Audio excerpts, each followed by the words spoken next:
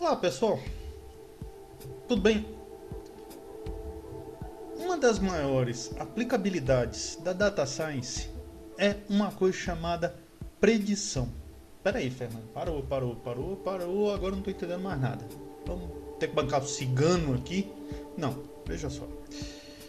Para que foi construída toda essa estrutura em cima da análise de dados? Para que você acha que empresas estão investindo milhões em cima da análise de dados? Elas estão investindo milhões, gente, por causa de uma coisa extremamente simples: prever novos mercados, prever novos clientes, prever novos negócios. Ou seja, previsão. Sim, eu tenho que prever, tenho que olhar para o céu e tenho que dizer o seguinte: hoje vai chover, hoje não vai chover. Minha taxa de acerto, 80%.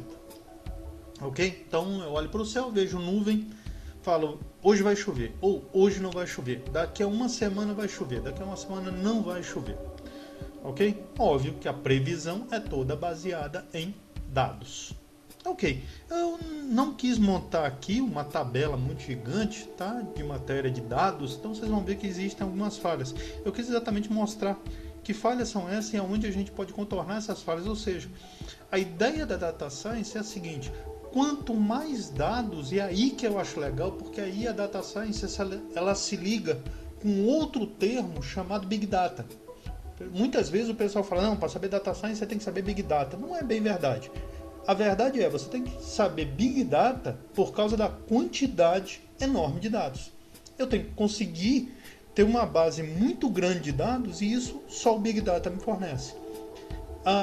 Eu estou falando aqui Big Data, ok? Mas às vezes as pessoas confundem esse termo também. Cuidado, o termo Big Data se refere a uma grande massa de dados, seja ela qualquer. Ok?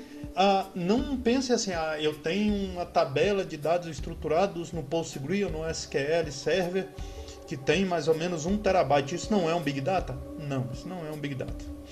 Ok? Para vocês terem uma ideia, quando a gente usa o termo Big Data, tá, a gente está se referindo a bem acima de 1 tera. 1 tera é tipo amostragem, é uma amostra de dados isso. Certo? Grandes empresas trabalham hoje com o número de petadados. Ok? Daí vocês calculam. Um peta corresponde a 1000 teras. Então daí vocês imaginam a quantidade de dados que essas empresas usam. Certo? Então, hoje eu vou trabalhar aqui com uma gama muito pequena de dados, tá? Mas só para vocês poderem tentar entender o conceito. Então vamos lá.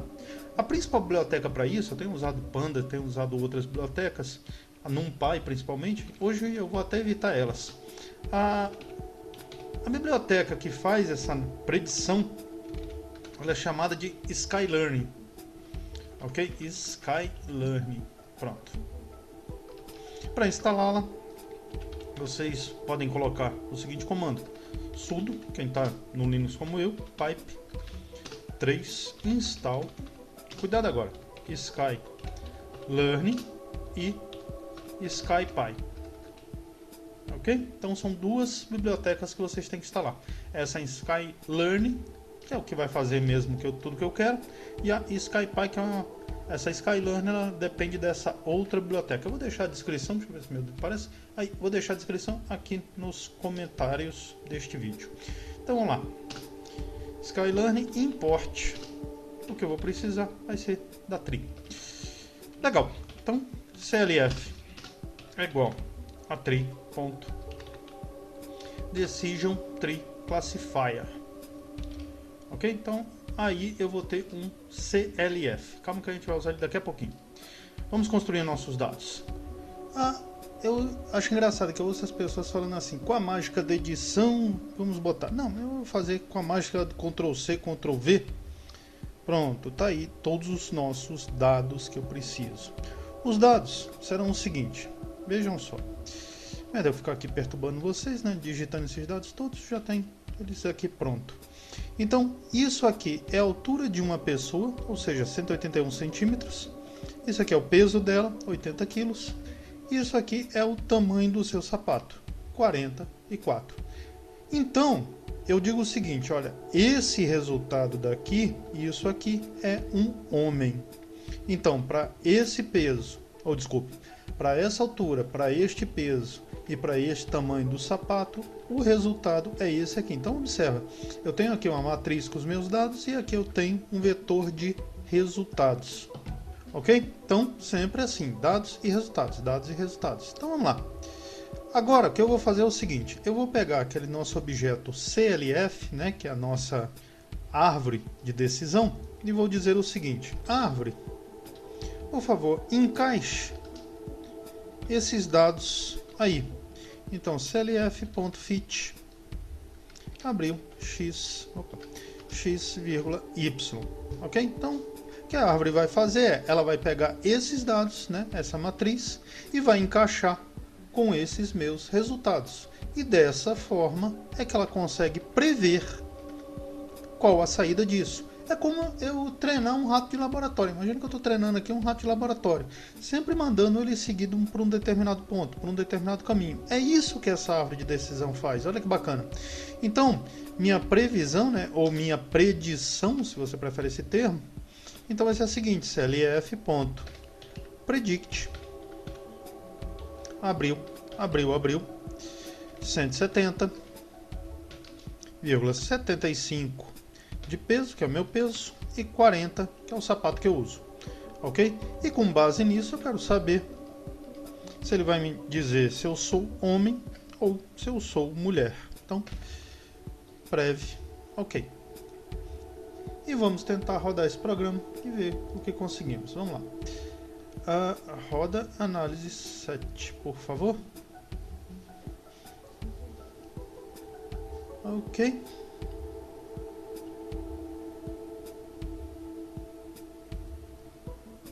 E tá lá a previsão que eu sou homem, certo? Aí você para e pensa assim: puxa vida, esse programa é maravilhoso.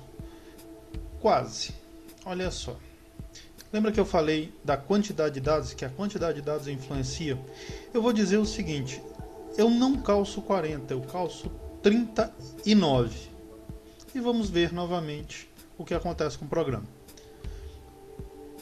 E tá lá agora ele dizendo que eu sou uma mulher. Poxa, Fernando, mas por que ele está fazendo isso? Por causa da proximidade dos dados. O problema aqui está o seguinte: vejam essa previsão aqui. Desculpe. Veja esse dado aqui.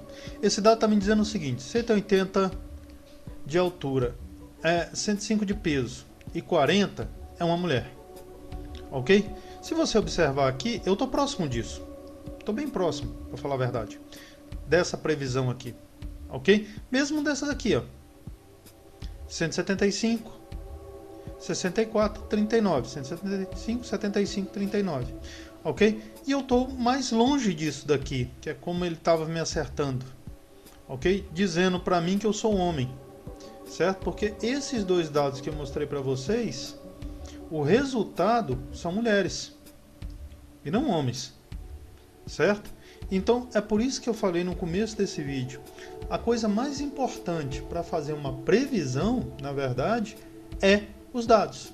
Então é por isso que todo analista ou cientista da ciência de dados, né, ele se preocupa muito com os dados. É por isso o nome Data Science, ciência de dados. Então, para isso, tem que ter uma grande quantidade de dados.